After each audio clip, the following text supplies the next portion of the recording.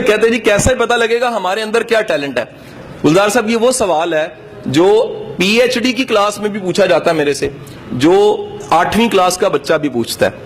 اس کے میری سب سے زیادہ جو وائرل ہونے والی پہلی ویڈیو تھی جو ایک دم 13-14 لاکھ پہ چلی گئی, وہ یہی ویڈیو تھی. یو ای ٹی میں ریکارڈ ہوئی تھی, آئی بی اے والوں نے کروایا تھا, ڈاکٹر علی ساجد نے سیشن. یہی سوال تھا, قدرت نے اسی سے شاید عزت دینی تھی, اسی لیے اس سوال کا جواب دہرائے دیتا ہوں کہ اس سوال نے مجھے رسپیکٹ دی تھی. سوال یہ ہے کہ ہمیں کیسے پتا لگتا ہے کس کام کے لیے ہم بنے ہیں. اوکے میرا پتر, سمجھ آیا میرا بیٹا سمجھ آیا آپ لوگوں کو کس چیز کے لیے بنے ہیں؟ یاد رکھیے گا جس کام کے لیے بنے ہوتے ہیں پہلی نشانی یہ ہے وہ کام آپ کو ٹائم اینڈ سپیس سے آؤٹ کر دیتا ہے. اس کو اردو میں کہوں, زمان و مکان سے اگر کام آزاد نہیں کرتا وہ کام آپ کا نہیں ہے. دوسری بات سنیے گا تو پہلی بات زیادہ بہتر سمجھ آئے گی. سر جو کام آپ کو تھکاتا ہے نا وہ آپ کا پیشن نہیں ہوتا, کیونکہ پیشن تھکاتا ہی نہیں ہے. آپ میں سے کوئی سپورٹس مین بیٹھا ہے, اچھا کرکٹر بیٹھا ہو ہے ادھر؟ ایف ایس سی والے کم ہی ہوتے ہیں بیچارے, گیند کرائے تو نکل جاتی ہے, بلا کو مانتے وکٹ اڑ جاتی ہے. بہت ایف اے والے کام کرتے ہیں, ہے کہ نہیں ہے جی؟ ٹھیک ہے کہ نہیں؟ ایف ایس سی والا دوڑ لائے تو کیمسٹری کے نوٹس یاد آ رہے ہوتے ہیں. ایف ایس سی والے سپورٹس مین کم ہوتے ہیں. جو سپورٹس مین ہوتا ہے نا, کبھی نوٹ کیجئے گا, جو کرکٹ کی پریکٹس کرنے والا شکل دوپہر میں بھی کھیل رہا ہوتا ہے, اس کو ساری دنیا کہنی تیرا رنگ کالا ہو جائے گا, کہنا چھوڑو میں تے چیمپئن بنا گا نا. سو جو کام جس کے لیے پیدا ہوئے ٹائم اینڈ سپیس سے آؤٹ کر دیتا ہے. جو کام آپ کو تھکائے وہ کام آپ کا کام نہیں ہے. قدرت جس کام میں آپ کو جس سانچے میں بنا, پنکھا آج تک نہیں تھکا, ذرا نوٹ کرو, کبھی سالوں بعد کمپنی اچھی نہیں جل جاتا ہے, کیونکہ بنا ہی ہوا دینے کے لیے. اس سے ذرا کوئی اور کام لے کے دیکھیں, اس سے کوئی اور کام لیں, اس کے لیے بنا ہی نہیں ہے. آپ کا قلم جون سا قلم جسے لکھتے ہیں وہ لکھنے کے لیے بنا ہے. ختم ہوتا ہے تو تھک جاتا ہے, کیونکہ ختم ہو گیا نا, وہ اس کی ڈیتھ ہو گئی. لیکن یقین کیجئے وہ لکھتے ہوئے کبھی نہیں آپ تھکتا, خود نہیں تھکتا. کیسے؟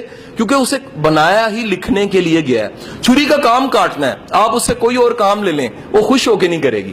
لیکن ہمارے ملک میں تو پین سے بڑے کام لیے جاتے ہیں. نالا پانی بن جاتا ہے, اس کے بعد مسواک بن جاتا ہے, کانوں میں بھی ڈالا جا رہا ہوتا ہے, ناکوں میں بھی ڈالا جا رہا ہوتا ہے, اور اگر نقل لگانی ہو تو پچھلے کو بھی مارا جاتا ہے کہ مینو 10 جی, وہ بھی مہربانی کرتا ہے کہ غلط بتا دیتا ہے.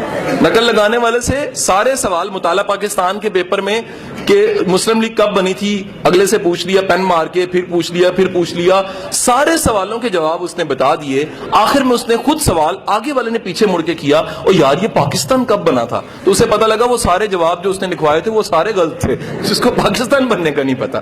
حضور والا یاد رکھیے گا, دوسری چیز ہے تھکاوٹ کا احساس نہیں ہوتا. سر تیسری بات یاد رکھیے گا, جس کام سے قدرت نے آپ کے ساتھ جوڑنا ہوتا ہے, قدرت نے پیدا کیا ہوتا ہے جس کام کے لیے, اس کام سے آپ کی عزت جڑ جاتی ہے, آپ اسے رسپیکٹ کمانے لگ پڑتے ہیں. اگر آپ کا کام, میں اساتذہ کرام کو, پروفیسروں کو پورے پنجاب کے ہیڈ ماسٹر پڑھانے کے بعد یہ بات کہتا ہوں کہ خدا کے بندو, ٹیچنگ ایک ایسا پروفیشن ہے جس میں ذات کا چوڑا بھی آ جائے تو عزت کما جاتا ہے. یہ جملہ بڑا خطرناک میں نے بولا, اسٹریٹ فارورڈ بولا ہے, ذات کا چوڑا بھی آ جائے نا ٹیچنگ میں عزت کما جاتا ہے. ہمارے معاشرے کا المیہ یہ ہے کہ ہمارا ٹیچر عزت نہیں کما سکتا.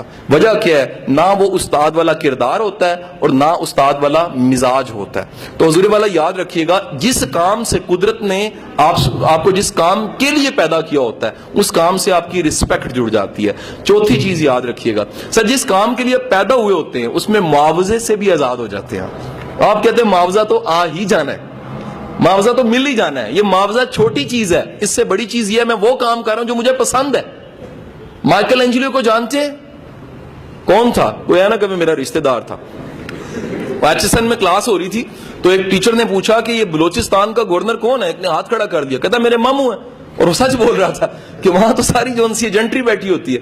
تو حضور والا مائیکل اینجلو کو جانتے ہیں آپ میں سے؟ مائیکل اینجلو ایک ایسا انسان تھا جس نے بائبل کو مجسموں میں اور اپنے جو گرجا ہیں ان میں کنورٹ کیا. سارے پورٹرے اس کی چیزیں بنی ہوئی, پتھر کو کنورٹ کرتا تھا. آج آپ نے جا کے گوگل پہ مائیکل اینجلو لکھنا ہے, اس کے بنائے ہوئے مجسمے آپ کو ایسے لگیں گے اصلی ہیں.